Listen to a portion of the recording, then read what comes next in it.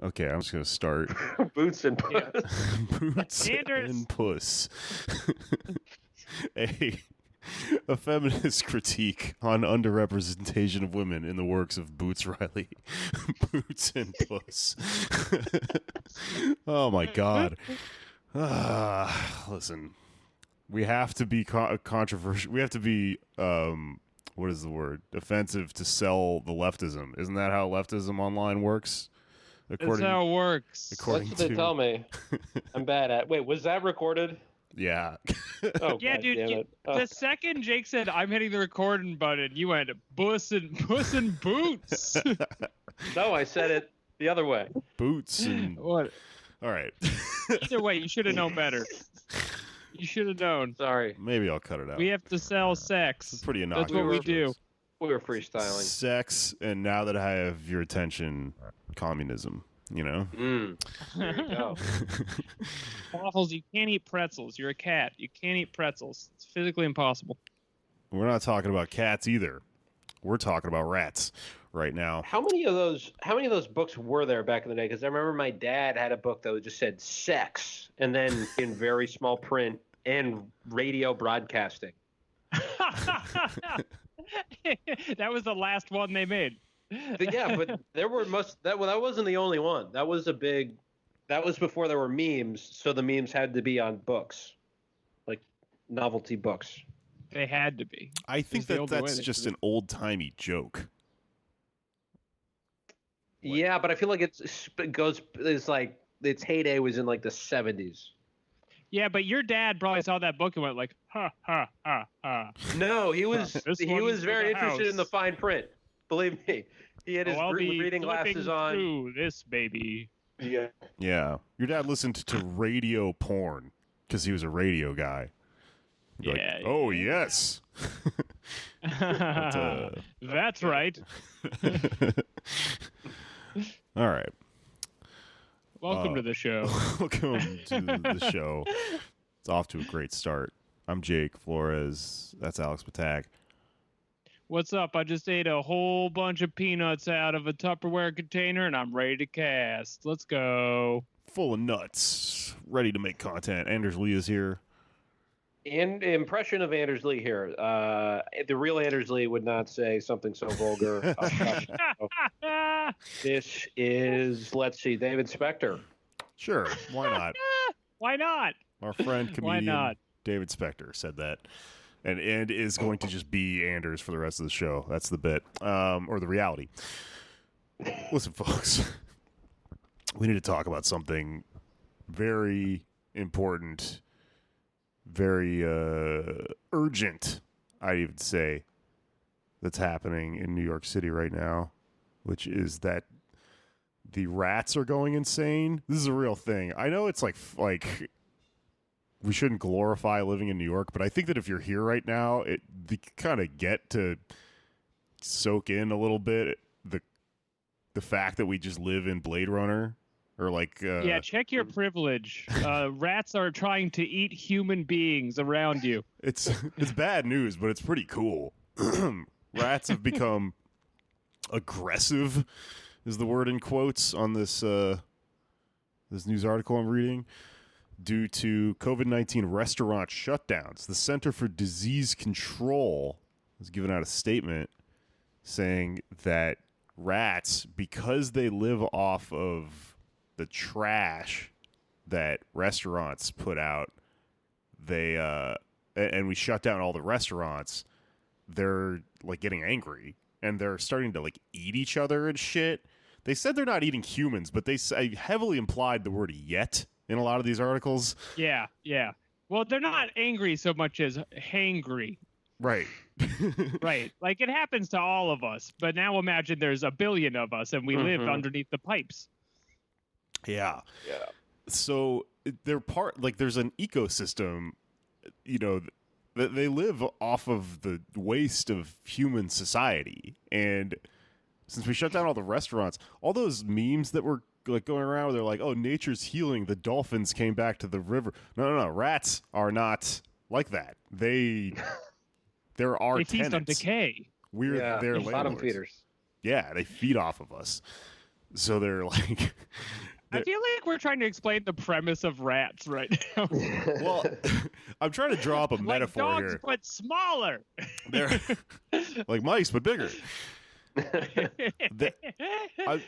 I'm talking about this for a reason. It might seem like I'm just randomly talking about rats, but a little bit later on, we're going to talk about the tenant-landlord relationship, and I think that there is a parallel that can be drawn here because, like, it's like we're their landlords, and you know, and we're saying, well, I'm a rat too. I'm also hungry, but they're like hungrier than us, and they're going to eat us, and you know, then we're going to eat the We landlords. supply no value to them. Well, you know They what get these to eat rats our trash, but we put them in these conditions to begin with. Well, I think these rats could use something that would kind of chill them out a bit, and that is the experience of mentorship. And I maybe thought we for should sure you be- were about to plug Kratom. I'm 100% sure. Put it in the cheese, that man. too. I mean, that might create the mutations necessary in turtles to give these rats the experience of taking care of someone and teaching them lessons, which should be the landlord-tenant dynamic. They give us free shelter and teach us how to fight bad guys. You know, shelter, No, wait, pizza, karate lessons. Hot take: landlords should teach us lessons. I don't have any problem with paying rent or property ownership. I just feel like I'm missing a mentor. I'm not learning new skills that I Well, can we pick up should- from a Greek family. Unless I'm mistaken, Splinter doesn't charge rent, right? They live there for free. Yes. He's just Yes. like a lonely Splinter old doesn't. rat who wants to help out. The sewer in Teenage Mutant Ninja Turtles is like a Paris Commune or Rojava. It's a brave new society where their currency is slices of pizza. If I am to understand the films correctly, they don't have money. Yeah. That's right. Pizza is money. That's a subtle part of the universe. People working to earn pizza so that they can buy more pizza. They do Antifa stuff with their masks. They wear masks. They don't cover their mouths. They just cover their eyes. And then they like beat up. I don't know exactly who the Foot Clan is supposed to be in this situation. They're not the cops. 'Cause they're not regular Unfortunately- cops. No? Okay. I'm pretty sure the turtles are paleo conservatives and they are not covering their mouths because they want to spread the virus. They want to spread it. They're like part of Europa Universalis or whatever. Wait, that's not it. That's the video game. Fuck. Oh, I said it into a mic. Fuck. Unite Europa. I don't know. The White Power Group. Anyway, the turtles are in on that. And it's because they're, you know why? Because they live with their landlord who acts as a mentor figure and he tells them about how skull shapes work. All right.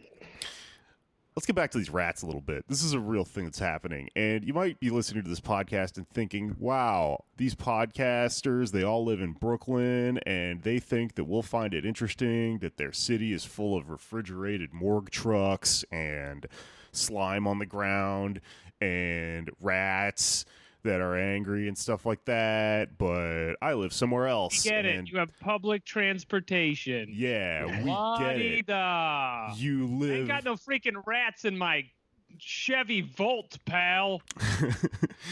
Well, fear not. This is happening everywhere. The rats are a part of society that exists in every state.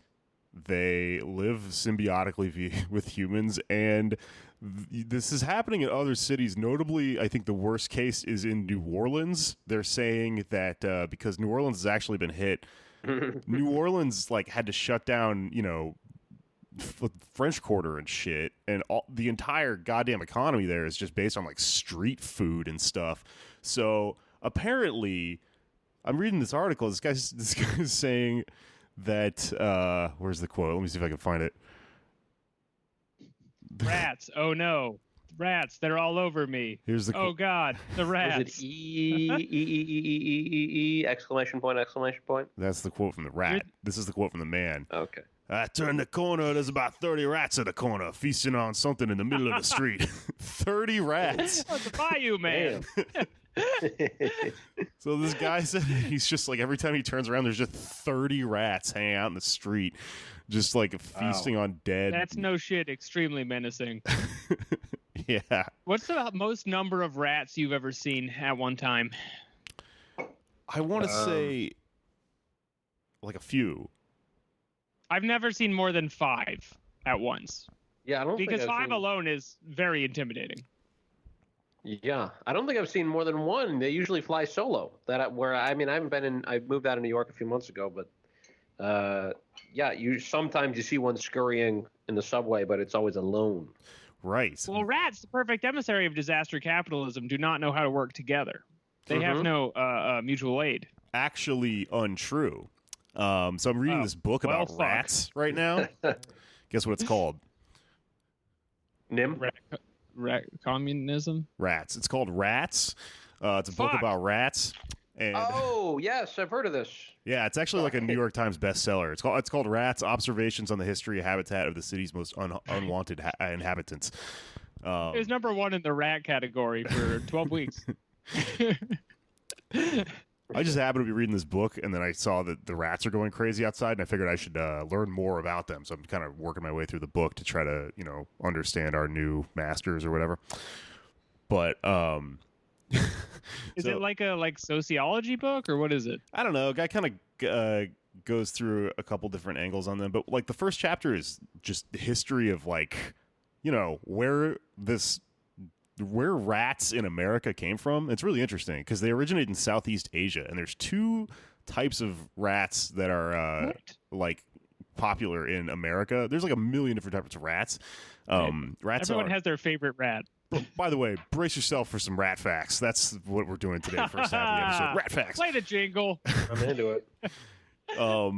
So the rat is the most common mammal, like at all. There's like a bunch of different types of it, but the 2 main types that we have in America are the brown rat and the black rat. Brown rat is Rattus nerviticus, something like that.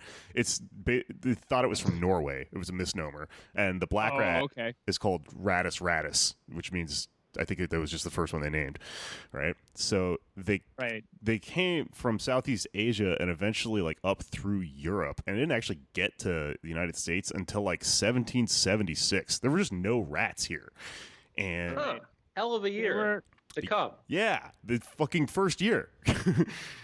And they're just like overall in concept, just like a Black Mirror idea of like, what if cats was bugs? Fucking million of them. Eventually spread to all 50 states. The only state that really successfully kind of staved off a rat problem is Montana, because like they need to be close to people to just live off of our trash, and everything's so far apart up there. It's kind of like coronavirus in a way, right? The province of Alberta claims to have no rats. It's like on their license plates or something. It's like a thing that they say about them. Rat free since 1833. Something like that. It's not on their license plates, but it's like a thing that people say about Alberta. They spread to New Zealand. There's like whenever just like animals make it to Australia and New Zealand, there's been a million of these like weird wars they've had to fight against like emus and frogs and shit. But like that Simpsons episode, there was a war against the rats on this island in New Zealand because they showed up as a foreign animal and they just like ate all the ducks. So they ate the ducks? Yeah, they just ate all the ducks. And like ducks are far larger than rats. Yeah, they just took them down, I guess. They exterminated all the rats. They did work as a team then. Here's what I'm getting at, right? So they totally did. And it took them until 2002 to get rid of them off this fucking island, right? And so people that studied rats in America found out that basically they traced Rattus norvegicus. What is the word? Norvegicus. Norvegicus. Yeah. The brown rat, right? The humble brown rat back all the way to Southeast Asia. So it made this trek, right? It followed humankind. It followed in like ships and shit like that. And was spread a little bit by this guy named Jack Black, who was a rat catcher for Queen Victoria. What? Yeah, his name was Jack Black. No, it's just a coincidence. There's a guy who domesticated a bunch of rats, and that's why we have like lab rats and shit. He worked for Queen Victoria. This is, I should have asked this before, but is the brown rat bigger than the black rat or vice versa? I think the brown rat's bigger, but they vary in size, right? Because so it's like bears. Something like that, yeah. Black bear is little bear. I think that the brown rats are bigger, but the brown rats are the ones we have in New York, right? And so they've studied them, Those are big. and they totally are like a group species. Like they have this like really, really intense tactile memory, so they remember by feeling shit, which is why they like cling to walls and stuff when they scurry down the street. So people that study rats think that they often say that like if you were able to destroy all the walls in New York, the rats would still run in the same lines because they remember like where the walls were, and they train their young, right, by doing that. So like their young follow behind them, and so they pass down like the circuitry of the streets of New York, like the pathways, like via generation, right? And there are lots of generations of rats because they fuck all the fucking time. God damn it. I wish that was me. They only live for like a year, right? On average, because they just get like run over by cars and shit. I'm going to read it from a paragraph from this book, Rats. Rats succeed while under constant siege because they have an astounding rate of reproduction. If they are not eating, then rats are usually having sex. Most likely, if you are in New York while you are reading this sentence, or even in any other major city in America, then you are in proximity to 2 or more rats having sex. Male. No. 2 or more. Okay. 2 or more. Yeah. That's how they make the king, right? We'll get to that in a minute. Male and female rats have sex 20 times a day, and a male rat will have sex with as many female rats as possible. According to one report, a dominant male rat may mate with up to 20 female rats in just 6 hours. Male rats exiled from their nest by more aggressive male rats will also live in all-male rat colonies and have sex with the other male rats. So my man's just got to be fucking, like, constantly, right? They have needs. You all know someone like this, each and every one of you. I saw a movie about it, kind of. The Secrets of Nim. I watched that recently. You guys see that one? Secrets of Nympho. You know what I'm saying? Yeah. Secrets of Nympho. I mean, that's really... Yeah, I guess that's what they were doing, because it is an all-male sort of squadron of rats. And the way they're portrayed there is sort of the protectorate of, like, other species within their, bushel, or, like, the place they live on this family's yard. Okay. But they must have been having a ton of gay sex. Yeah. Yeah, because they cohabitate well. Yeah. That's the part that I have a question for Jake. I don't know if you've come across this in the book. Is a rat sex life, is it like cats or geese or ducks where it's just like a horrible nightmare? Or is it okay? I don't know. It doesn't say whether they have like the horrifying like body horror Cronenberg corkscrew dick or just a regular one. But I'll tell you a little bit more. The gestation period for a pregnant female rat is 21 days. The average litter between 8 to 10 pups, and a female rat can become pregnant immediately after giving birth. If there is a healthy... That's insane! Yeah. If there's a healthy amount of garbage for the rats to eat, then a female rat will produce up to 12 litters of 20 rats each year. One rat's nest can turn into a rat colony of 50 rats in 6 months. One pair of rats has the potential of 15,000 descendants in a year. Okay, so if you're not killing them constantly, they just will overrun any area then. Right. And they actually like exterminators say that they have to do all this crazy shit in order to kill them because they like figure it out. So like when you put those big rat traps down, they have to leave them with bait on them for like a few rounds in order for them to even start trusting that they can eat the bait off the rat trap. Otherwise they know what's up. Like they said that they bust open these holes that they dig. So rats live in these big ass like little burrows underneath like sidewalk panels and shit, and there's like a tiny hole that goes into the burrow that is like a fucking third of an inch wide, and rats can actually collapse their skeletons to squeeze through like a hole that's less than an inch wide in order to get into like this just little bubble they make down there.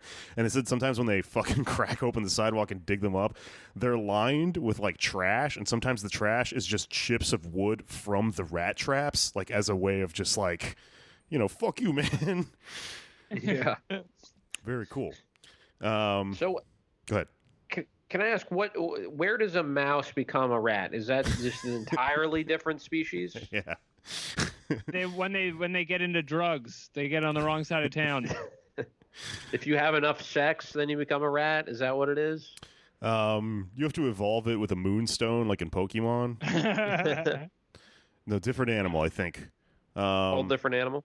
Because like I've had mouse troubles, that in New York especially, and yeah, they get wise to the traps too. But we had glue traps for a while once, and once you catch them, it's hard to know what to do with them when you have the stickies, because if the traditional ones just like snap them to death. But I heard from someone that the most humane way to kill a mouse, or I guess a rat, or maybe she had them mixed up, because this definitely turned out to not be the case, was to freeze them. So what I would do is when I caught the live mice with the stickies, I'd put it in a plastic bag and just throw it in the freezer. And I thought it was like, oh, this is I'm like doing some Kevorkian shit over here. But then apparently my roommate opened up the freezer one night and they just saw the mouse like. Yeah, I mean, you're still murdering the mouse. Yeah. Yeah, There's no good death, my friend. There's no War way. is You just got to war. do it quick. You just got to do it with a hammer or something. I felt so bad when I found that out. We had mice in my apartment this year, and I just started stepping on them, and they make a popping noise. Ugh. Well, I had no choice, because here's the thing, and we look down on rat traps because you all hear the snap, and you think, if that was me, I would be so unhappy about that snap. But it's like the guillotine for rats. It severs the spine. I have cats with no teeth that just maim and torture. Wait, they have no teeth? Yeah, Waffles had famously like 8 teeth pulled in one day, and so he can't really get to the bottom of anything. And so he's just smacking the shit out of this mouse I found like 6 months ago. And it's like twitching and half its body isn't working. And for a while, I'm like, this is terrible. I'm just going to ignore it. And then it just he just kept going. It was like hours. Like I left and came back and he was still doing it. And I was like, okay, I am executioner of mice now. And I think if it was a rat, I wouldn't be able to do it because it was only around 1.5 inches long. So I just like stepped on it.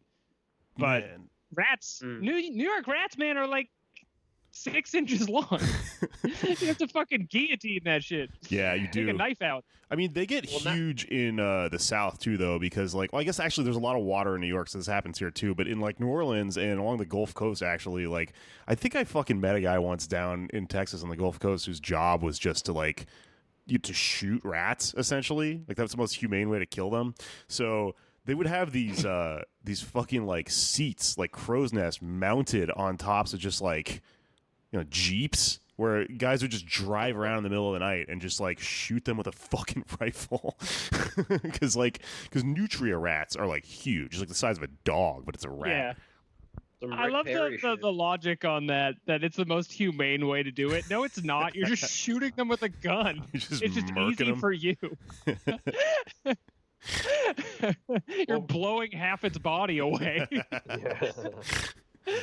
Yeah. Now I'm curious if the feline domesticus like evolved alongside I guess there are probably some or most species of rat. Can a cat even kill, or? Well, dude, that's what's so fucking crazy about this. So, like, I just got these cats, and I've also just been sitting around reading about cats, and like, this isn't like fucking.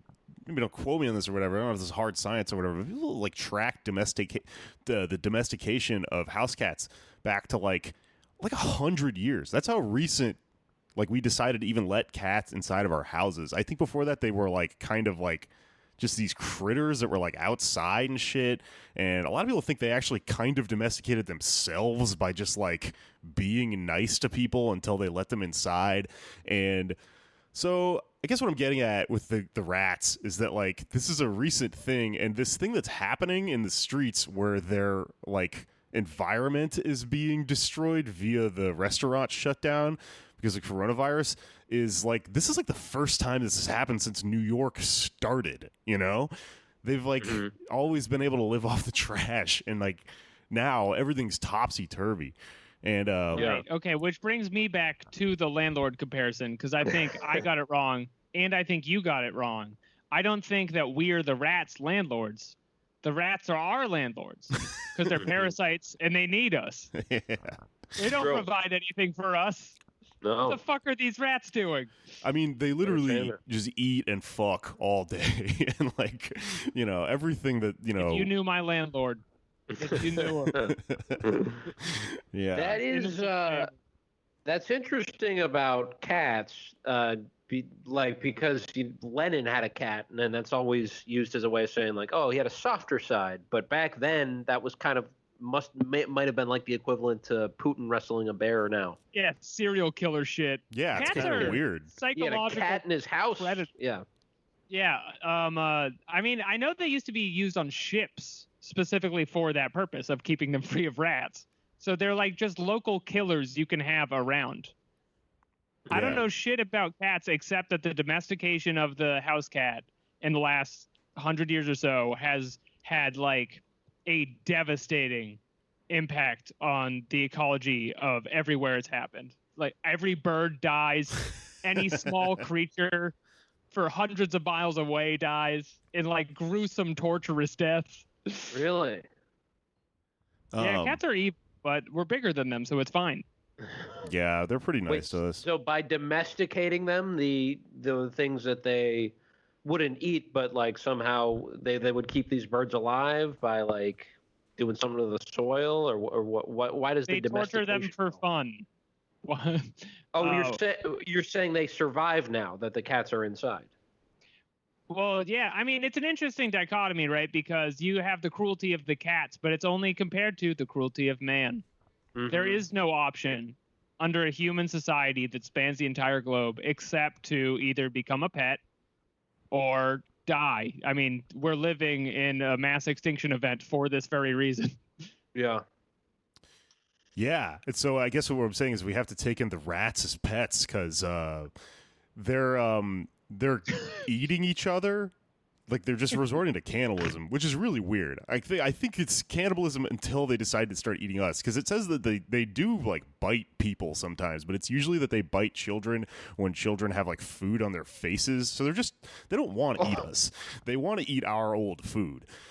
I mean, think of how desperate you'd have to be to attack an animal 100 times taller than you. But they don't You'd give have a to fuck, really dude. want it. I'm going pro rat. I do not think the rat is the landlord. I think the rat is the survivor of society. They do work together, and they do get stuck together sometimes. Reading this book was kind of interesting because I always thought the Rat King was an urban legend. The Rat King being there's two urban legends. One is that there are just giant rats that are like the alpha rats that you see leading a bunch of rats around the city. That's not true. The other urban legend is that they get their tails all stuck together into just a big ring, and there's just a bunch of rats that are just now like kind of a rat spider, and that's real. It's happened, and That's real. They've found rat kings with as many as 32 rats stuck together. Oh. Yeah, and that's a worse version of the human centipede. But also, like, it's stupid too, because it's just like if all like 30 people had their legs stuck together. It's a very avoidable situation. Yeah. That kind of doesn't happen with us, I guess. Yeah, they're like trying to untie each other. Like, okay, you, 31, try moving your left leg a little bit. Let's start from the beginning. Yeah. Be like living with a bunch of boys. These wild boys. Some other facts about rats. I'm getting close to the end of my rat facts. They try to kill them. They're successful in killing them sometimes with this poison that, like, it's very slow doses of poison because their sense of smell is so good that they can sense, like, one part poison to, like, a million, regular or whatever. So you have to, like, hit them with really low poison. Wow. So what happens is you get these rats that are, like, you can tell they're in the process of going back to and eating the poisoned food a bunch of times, not realizing it's poisoning them. And exterminators refer to it as dead rat walking when they see one. That's like the slang in the business. A dead rat walking. Because he's just all like... Exterminator culture is wild. That's what I'm getting out of this. Yeah. Aw. I had a bar patron one time who I was telling him I had a mouse problem, and he was like, "Oh yeah," and he went out to his truck and he was like, "Guess what I do for a living?" And he gave me a bunch of glue traps, and he also told me that you have to, like, if you want to keep mice from burrowing in your building, you have to like put this metal mesh in there because they will stop when they hit metal, but it actually doesn't fucking hurt them that much because a mouse or a rat's two front teeth would grow to 5 inches long if it wasn't gnawing on shit all the time, and it has like this flap behind it that it keeps it from just swallowing metal and concrete because it uses them to just burrow through shit all the time. They're cool. Wow. So what's your angle on adopting the rats again? Could you just like give me the pitch? I think that they're the real tenants. Like their habitat's being destroyed because they need us to be eating hot dogs and shit and throwing the sticks on the ground. The rats are like, they're the reopen protesters. They're like, you know, I want to trash. It's a little sign he has. Let's say, I mean, we should give them a city, you know? Yes. Why not say like Milwaukee? It could get bombed at some point. Just drop a bunch of like fucking Joe Exotic food from Walmart there, and let them have a town for hundreds of years. You know, they'll make it there hopefully eventually. long enough they'll civilize themselves. Well, if you can just kind of keep them there. But the thing is, they can't really exist without trash. Like, so they could only have a town if there was one town where we threw all of our trash.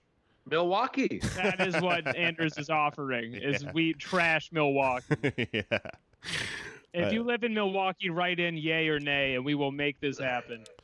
One final thing. One final note. $4,000 Patreon goal: destroy the city of Milwaukee for the rats. Yeah, create just a new rat city. There's like a giant statue of a rat in the middle of it and shit. That'd be bad. We just show up like, well, we said we'd do it. We don't have. All right, I bought one gun.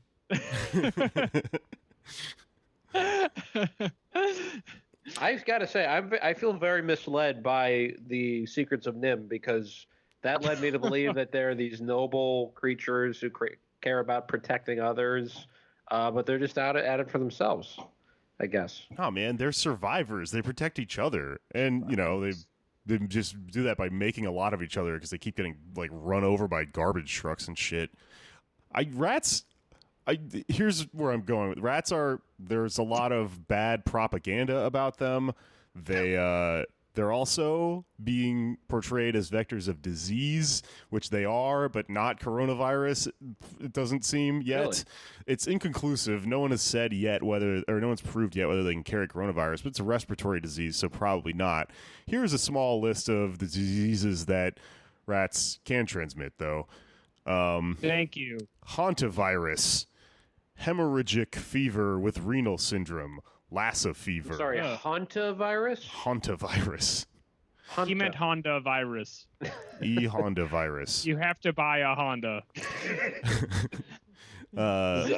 Sounds like it means you're like haunted in the head, like you're a fan of the program. It sounds very cool, but I think it's just from like... My man's haunted in the head. Just the rudest doctor of all time. Sorry, you're haunted in the head. That's what doctors used to basically say. You're haunted in the head.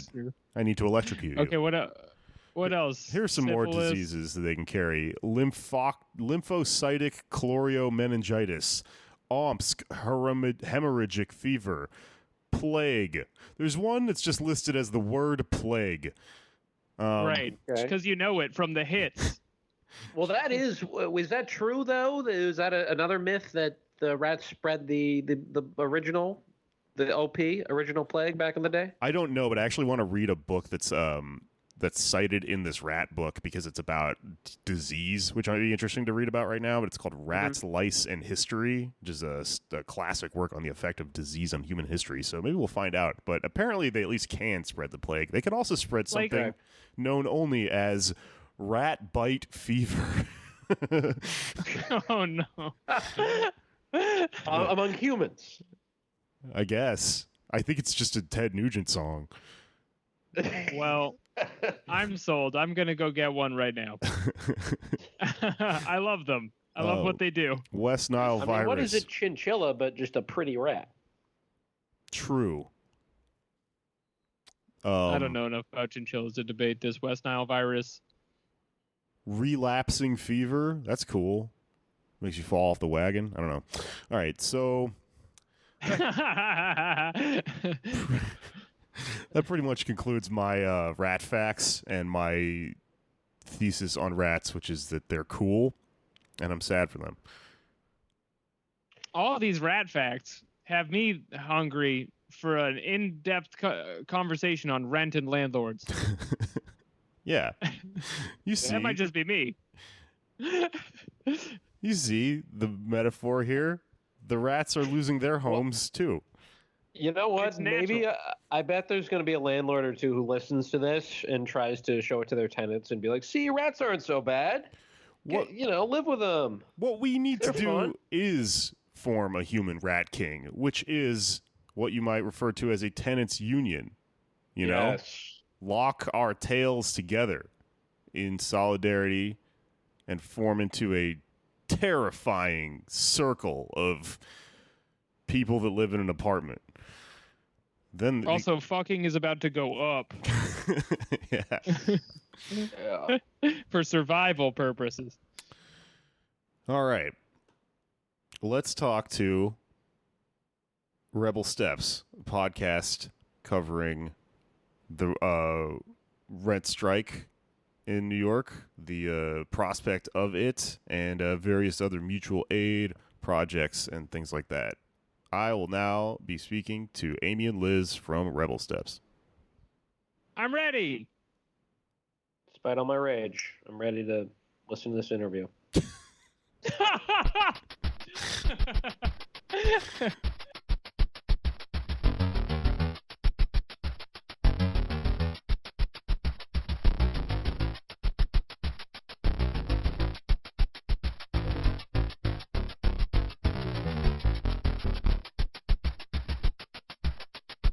Hello, everyone. I am here with Liz and Amy from Rebel Steps, a podcast on the Channel Zero Network, an anarchist radio and podcast network. Liz and Amy, welcome to the show. How are you?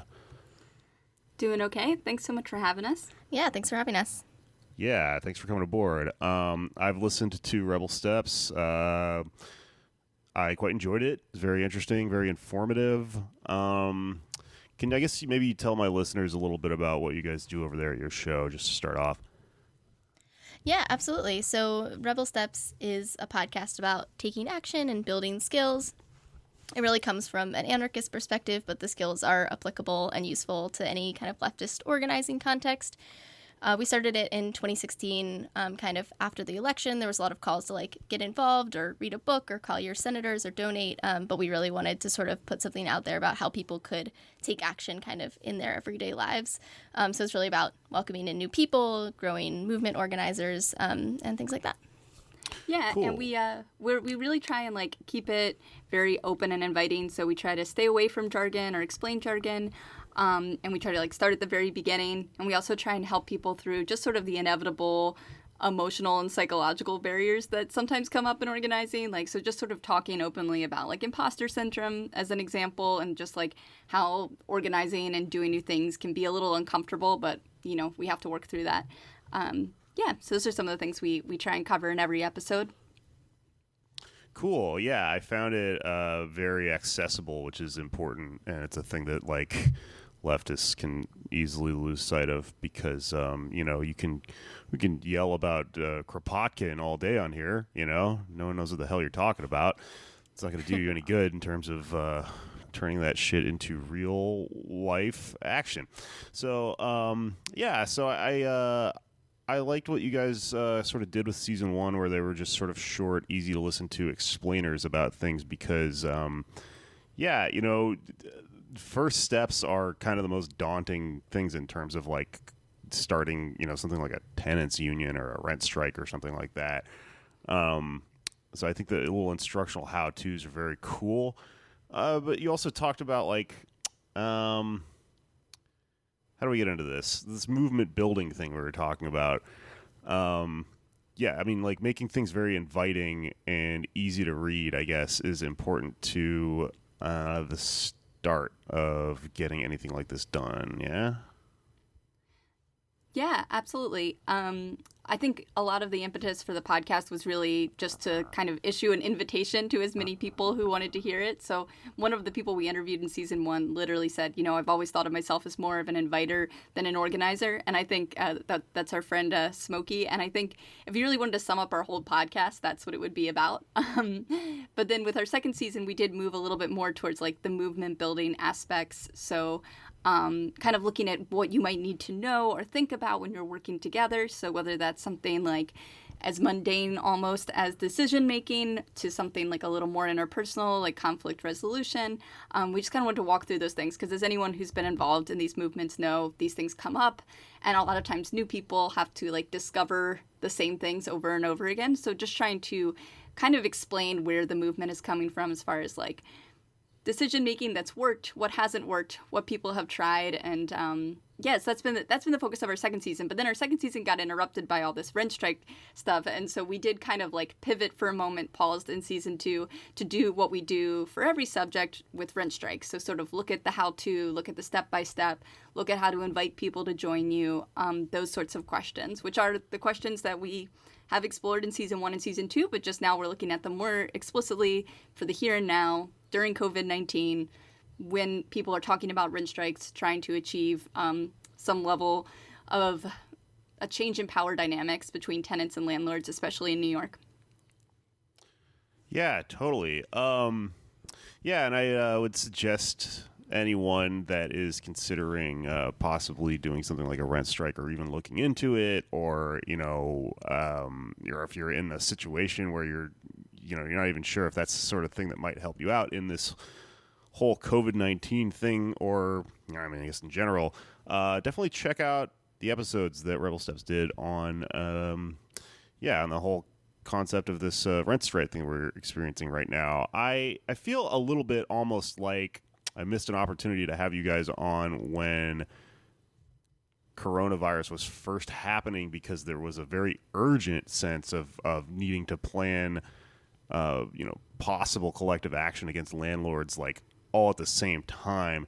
And it's interesting, I guess, where we're at right now, because you talk about like movements, and I think something that was really interesting you guys talked about in kind of the last episode you did about this was that these things, there's parts of it that get left over afterwards. So if we're kind of moving past a moment when a rent strike might even happen, you can still kind of hold over some of the infrastructure from it and hopefully use it, or maybe at least use continued collective bargaining to just like push the Overton window and gain some sort of like ground against the government and the landlords or whatever.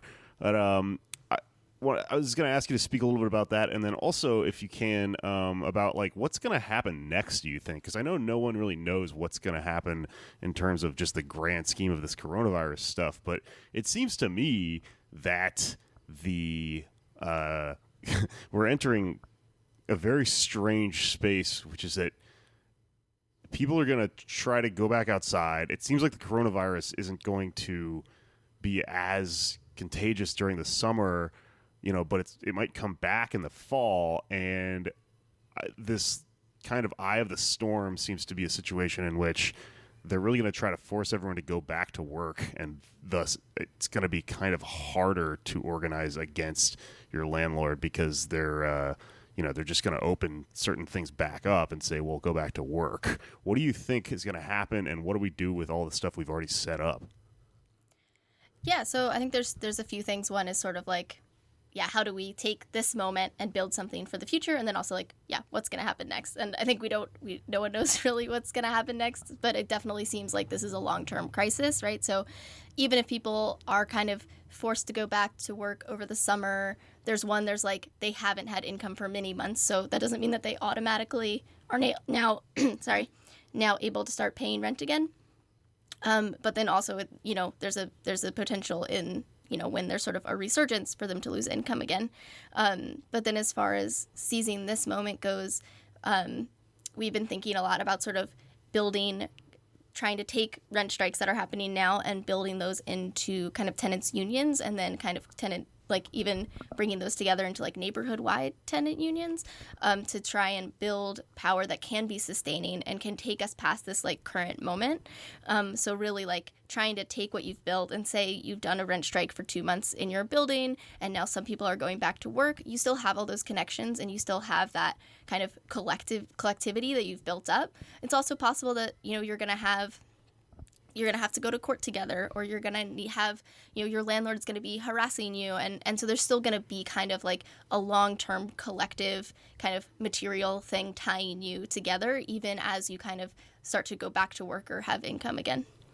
Yeah. And just to add to it a little bit, like, I think it would be naive to think that this is the last crisis that we will face as a species or as a generation, or as New Yorkers. I mean, whether it's climate change or the continuing effects of COVID-19 and the economic crisis, like, there's not really a moment we're going to arrive at where everyone is going to be safe, in my opinion, from what I'm like observing. And so, one of the things that we said in like both our first one, where we were just talking about starting a rent strike, and a little more in our second one as well, is just that like we are going to need each other as neighbors to get through any sort of future crisis. And so just reaching out to your neighbors, seeing what they need, seeing where they're at, even if you think that you'll be able to afford rent forever, there's a good chance there's someone in your building who can't afford rent forever.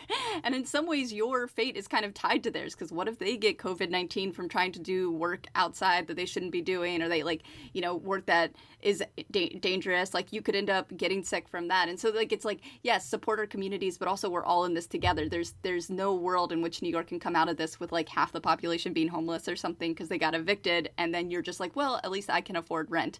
Even if it's just out of self-interest, we have to help each other out through this, because it's not going to be over for a long time, and even if it is ever over, there's always going to be the next crisis. Yeah, definitely.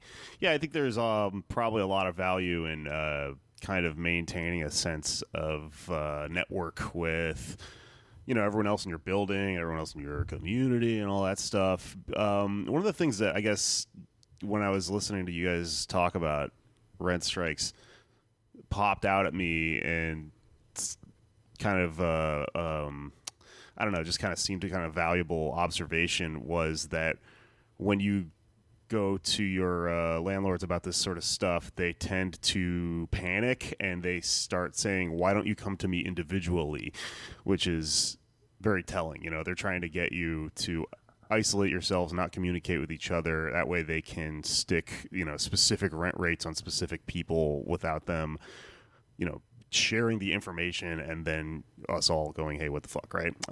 So yeah, I mean, if when you start organizing against your landlord, that's something that you see and observe, it wouldn't make any sense to go back to being isolated and keeping to yourselves in terms of communicating with the person that owns the building that you rent from or whatever. So yeah, good thing to kind of just keep going, I guess. Yeah, definitely. I mean, you also, what I've found from participating in a rent strike is that it might seem like rent is this like immovable, permanent thing that you like have to pay exactly what the landlord is asking. And it's kind of bizarre to see how the power dynamics have changed in New York with COVID-19 happening and the eviction moratorium. And so, you can sort of push back on some of these things. And a lot of other people that are rent striking, like I haven't had this particular issue, but some other buildings have mentioned that there are like just tons of maintenance issues that just have not been addressed for a long time. And that this kind of moment with COVID-19 was the impetus to sort of get together and bring them all together and be like, oh, wow, like everyone has a maintenance complaint and we just haven't talked about it before and we haven't tried to collectively organize for it. So I think a lot of people are discovering for the first time, like, oh, wow, like, we can actually demand more of our landlords and we can actually demand to have a livable situation for ourselves it just takes kind of like, or not it just takes, because it's very hard and it's very challenging. I don't want to diminish that. But, talking to each other gives us this whole new toolkit that we've never really explored before, or that a lot of us have not explored before. And I think it is really exciting to see that unfolding and people having that realization.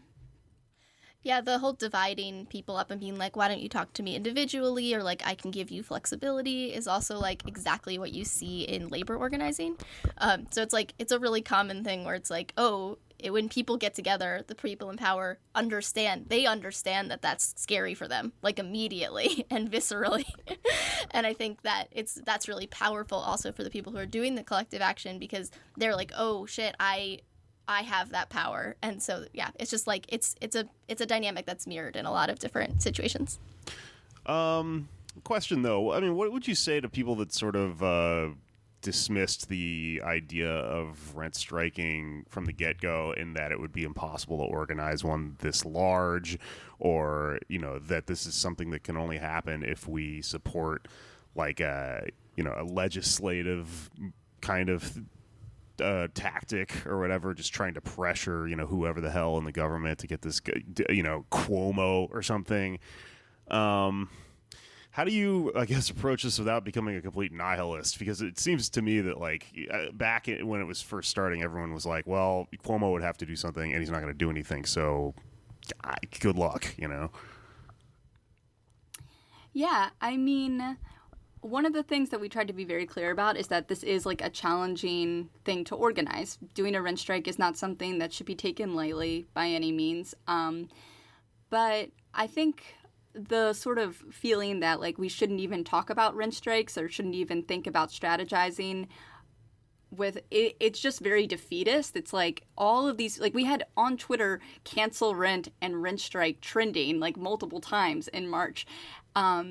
And I think dismissing a sort of like popular demand like that is, yeah, it's just defeatist. It's like people are excited about something, so let's see what's out there. I also would say that like one of the reasons we really wanted to talk about it and cover it is that in March there were many people, and there still are many people, who just legitimately can't pay rent. So to just not give them the tools to do a rent strike, to not talk about what that would look like, is just leaving them completely vulnerable, because it means that they alone in their building might not be paying rent. And if you alone aren't paying rent, well, then you'll definitely get evicted. If your whole building gets together and you negotiate and you talk to the landlord and you say, we want to protect each other, you're in a much better position as an individual. So I think that, like, on one hand, it's like the material conditions of the moment, people needed support because they weren't going to be able to pay rent. So let's support them. But then also from like a more strategic standpoint, just like bigger vision, when people are really excited to take a political action, like a kind of radical stand against landlords like that, we don't have to just like throw out the rule book and be like, yeah, we're so excited for you to do this dangerous thing. Yeah, let's be realistic about it, but like, don't just dismiss it. And then the last thing I would say is that, in our last episode, even though we do come from an anarchist perspective, we talk about legislation as one of the ways we're going to have to move forward to like protect tenants, because otherwise people will just get evicted eventually. Like maybe not now, but like, a year from now. But there's a difference between looking for legislative means to like protect people and saying like, you know what, we're going to build power from the bottom up. We're going to build these structures to protect each other. And as part of that, we will like accept these legislative reforms. And then on the other hand, just being like, well, if we just did a legislative reform, everything would be better and we could go back to normal. So we kind of see the legislative aspect of this as like a tool, a way to protect individual tenants. But we also want to be clear that that's not the end game. The end game is like democratically as in like the decision-making feature, not like DNC democratically, but like, like these like tenants unions that really belong to the people in them, that can protect each other for the long run. Also from the legislative angle, I think this was like kind of an eye-opening situation for me, thinking about how we can kind of materially force the hand of legislators. So by millions of people not paying rent, we have created a situation where legislators will have to do something.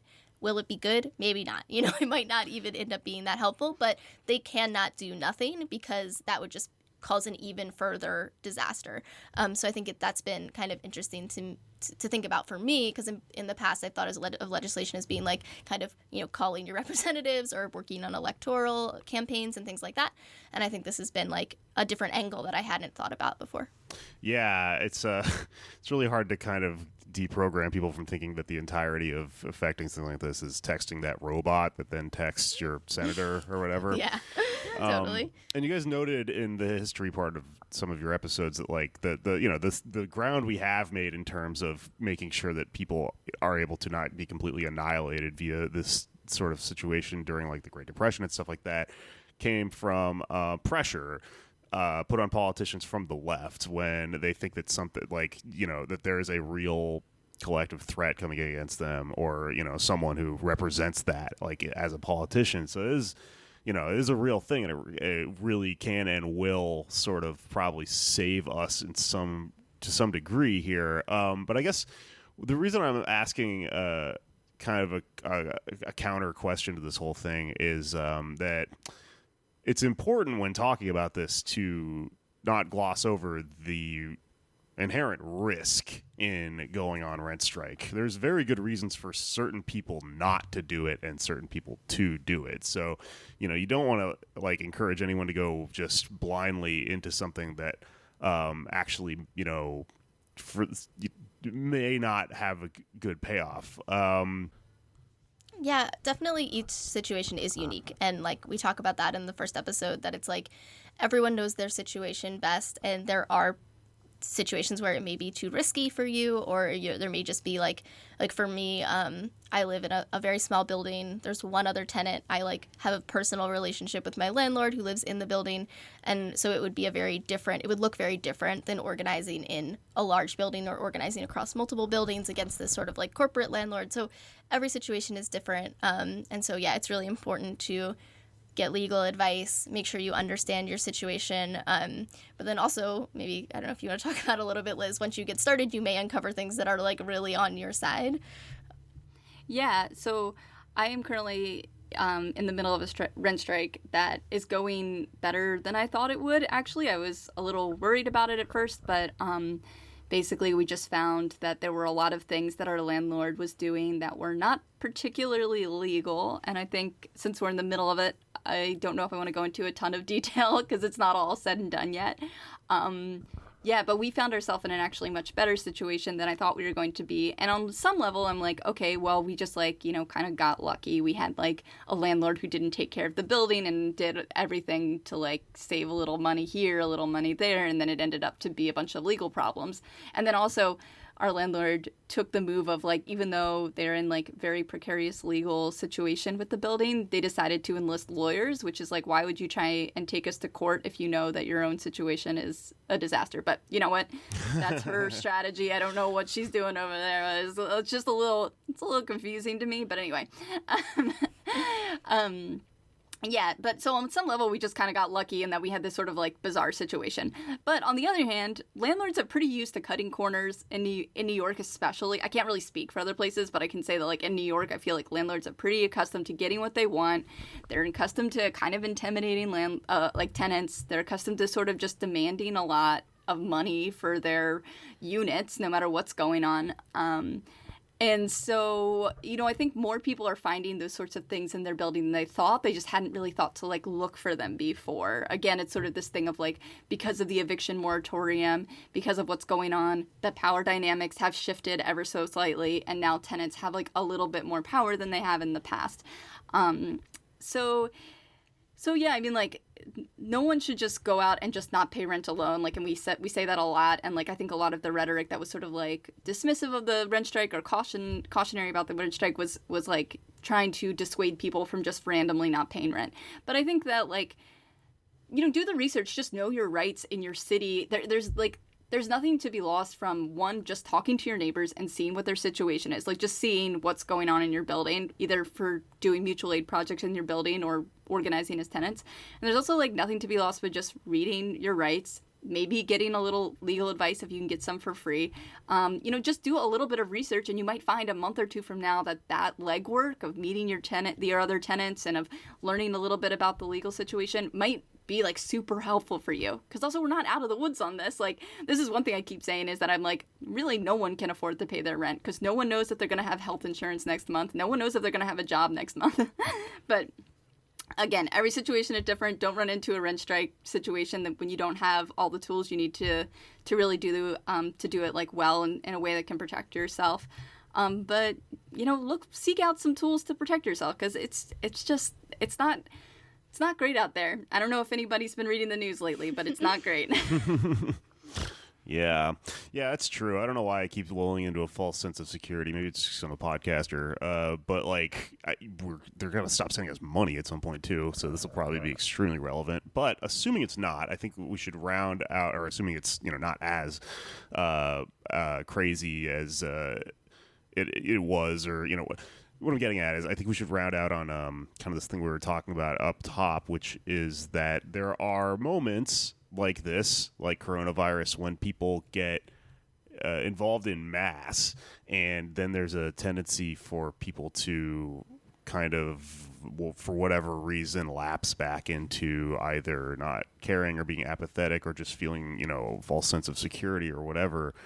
What do you think about that? What is your take on that in regards to what's happening right now? Yeah, so we're seeing one of these moments that we've seen before, right? Occupy, the 2016 election, these sort of things where we have kind of masses of people joining the left, basically, being like, what's this going on over here? The world is messed up. Let me kind of explore getting involved. I think the rent strike is kind of an even broader swell in because of the impact of COVID. So we get these big swells, and then my experience kind of being part of that swell in 2016 is that there was a lot of people who were like, oh, people join and then they just go, and this is like such a tragedy, and like if only people would stay involved for like their entire lives.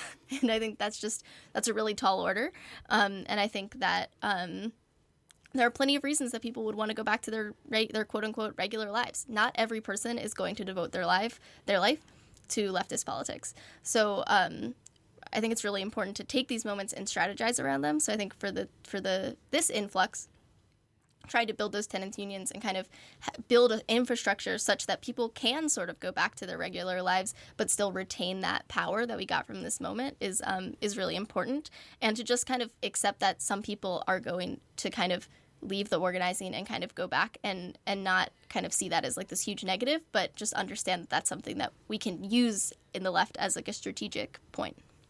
Yeah, and then also, like, I would say our podcast was our particular answer to this question of, like, what do we do with these groundswell moments? It's like, oh, we, like, issue a very robust invitation to stay if you would like to continue organizing. Because I think that a lot of people come in these moments and there's a lot of anxiety or maybe around the particular crisis. Like, when Trump was elected, there's a lot of, like, just, like, a frenzy of activity, but a lot of like, not knowing what was going to happen. I think we have a similar thing now. And so, yeah, just like people might not know exactly how to plug in, and they might not know how to plug in for the long term. Like they might know how to do it during an emergency because they saw it happen, but then they don't know what to do next. And I think that one of the things we can think about in these moments is not like, oh, why doesn't everyone stay? But like, oh, how can I encourage this person to take the next step? Like, how can we encourage as many people as possible to take the next step? Like, we're not going to retain everyone. So maybe we can just move the percentage up, like, 1 or 2% every time we have these sort of groundswell moments. And then, like, the last thing I would say on that, too, is that, like, a lot of people are like, oh, all these people left the moment. Like, it's very sad that, like, everyone went back to their quote-unquote normal lives. But we don't really know what effect these moments have on people. So, someone might have had a really emotional experience at a protest like, 4 years ago or 8 years ago or something that might stay with them and might make them more open to rent striking now, or it might make them more open to workplace organizing. One of the things that Amy and I really believe is that, like, the best political education is taking political action. Like, when you actually are involved, it teaches you something about yourself and about society that, like, no amount of, like, studying can really do, because it just really shows you what people are capable of, like in a good way, like what kind of movements we're capable of building and how we can build power. So I think, like, we have a lot of people energized right now. Like, let's make it normal to be part of a tenants union in New York. Like, everyone's like, oh, you ought to vote as your civic duty or whatever. It's like, whatever. And to me, that's like just like not even that important. But what if it was your civic duty to be part of a tenants union or something? Like, what if it was that normal that it's like, oh, well, you moved. Did you join your local tenants union yet? That to me would be like a huge change in New York, and I think it would really change people's mindset about like what community can be and what we can do to protect each other. Yeah, that's a really good point. I think that our goal here should be to try to get to a point where all the celebrities that yell at people to vote are yelling at you to be in the tenants union. They never will, because they have probably no need to be in one themselves. But it would be cool if, I don't know, who are these people, like Billy Eichner is just screaming at me on Twitter to be in a tenants union. I'd be like, yes, I am, Billy. I will do that. I don't know. Maybe that's a world I want to live in. Yes. I like that. I think that that's probably a good place to land here. Yeah, I guess this it's reminding me a lot of like, we haven't really talked about this at all, but like the post Bernie thing, there are people that are just kind of dropping off and stuff, and like this isn't entirely analogous to COVID or anything like that, but it is analogous to movement building. People that have been in stuff like this for a long time will tell you, get used to losing. It's a marathon, not a sprint. And so, you kind of just have to be resigned to pushing a boulder up a hill for a very long time. I guess that's not a really good way to sell it. Well, but yeah, it is a long-term thing, and I think having that mindset is important. I think it's not our next episode, but one of our episodes kind of closing out season 2 is about kind of activist mental health, and you have to work in a sustainable way, because it is a long-term thing to be involved in these struggles. Yeah, and that's part of why like focusing on specific things like building tenants unions is a good idea. Like when people are against reforms, sometimes I'm like, okay, are you all planning a revolution like before August? Because otherwise we need to figure out what to do about evictions. But also, in addition to it just being like practical and like materially protecting people, it's also like, let's have small goals. So like, yeah, like wouldn't it be cool to have like a tenants union in your neighborhood? Okay, like let's see what that would look like and let's work on that. And that can be a success for the next like 6 months or a year to like build that up and like and deal with that specific thing. If your goal is just like the transformation of the world into utopia, you're probably going to fail. I'm sorry, it's just like probably not going to happen in your lifetime. So, giving ourselves manageable tasks and goals can be revitalizing, because we need to celebrate wins sometimes. Even when we don't win everything, we got to celebrate a little bit of something when we take these steps towards a really like liberatory future. Yeah, I totally agree, and I think doing things at like this small of a scale kind of keeps you in a healthy headspace when it comes to how far you're pushing it. People get really frustrated that we didn't win the whole damn thing all in one fell swoop. All right, well, I think I probably got to get moving on here, but can you let my listeners know where they can find you and where they can listen to the podcast?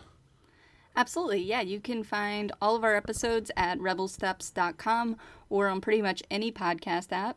And you can also find us on Twitter, just at Rebel Steps. And we are part of the Channel Zero Network, an anarchist podcasting network. So go over to channelzeronetwork.com if you want to hear more anarchist content. And we also have a Patreon, so you can find us on there as well if you'd like to get some secret content. Secret content. I love it. Cool. All right. Well, thanks, y'all, and good luck, and thanks for fighting the good fight. Thanks for having us. Yeah, thank you so much. Absolutely.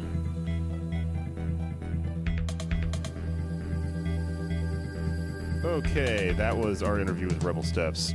Let's do plugs and get the hell out of here. I learned a lot. We definitely don't record these out of order. Okay. Let's see. What do I got going on this week? I want to plug a million things. Read my Twitter. I wanted to address the controversy about how we make very little money off of our Patreon. That happened on Twitter the other day by just promoting a lot of stuff. So I'll be starting a thread where I promote a lot of different things, and I'll be having a lot of people on the podcast to try to promote their actions and various works and, things that they make it, the things we do with our fucking podcast. So check out my Twitter if you want to know a lot of different things that are going on. And if you would like to support us, we're dying in New York because we are rats. We are rats that live in New York. And there's not enough trash for us. The government won't give us the universal basic trash that we need to survive. Then you can buy bonus episodes of our show on patreon.com for $5 a month. There's 4 episodes, $1.25 a show. How cheap is that? Wow, holy shit. We're just giving these There's so many away. of them by this point. Yeah. There's like a fucking 100 of them. Yeah. It costs very little money in the grand scheme of things. So please support us on Patreon. If you'd like to buy some merch, we have bandanas and shirts and shit like that. Poddamnamerica.bigcartel.com. It's listed on all our shit. My other podcast is called Why You If Mad. anybody else wants to audit how poor we are, make sure you tag us. Yeah. My other podcast is called Why You Mad. Rate, review, subscribe on iTunes, all our shit. And that's it. That's all I've got. Okay, listen to my other podcast, Ballin' Out Super. It's a comedy show recapping episodes of Dragon Ball Z Kai. Also, we're doing fun radio shows on there, and I got another one coming out soon. If you want to follow me on Twitter, you can go to @Patak_jokes, PTAK jokes, and my pin tweet is the last radio show I did, Fukitsu no Ero Koko, Pedophile High School. Very highly reviewed by the 5 people who listen to it. Come check it out. That's it for me. @Spector to Force on Twitter is my account. Right. If you would like to check out Anders Lee, who I've been doing a dynamite impression of this entire time, Long range pull on that one. It's like an hour. check him later. out on Twitter @Anders Lee here. And we have less than 1 week to go before some bourgeois parliamentary endeavors here in the D.C. area. Michaela Wilkes might knock out Stacey Voyer in Maryland's 5th District. She needs some help doing phone calls, needs some cash. And Janice Lewis George in Ward 4. I've been plugging these 2 ladies for a while now, but these are really important races that you can do as well as mutual aid work in your community, including D.C. And there's some stuff going on here, too, as well. Yeah, hit up David for questions about that. Which is hit up me, David. Dude, Thank you, do David not hit up Spector, for David. guesting on the show. I'm going to tag him in like the episode and everything so he thinks he's on the show. I mean, he is on the show. Thank you, David Spector. Thank you, anytime. David Spector. Anytime. Now I'm back. All right. Woo, that was fun. That was a Get his really ass. tough impression to do for an hour. Oh my god. All right. Get his ass. Well, do you want to say it's finished, David Spector? It's finished.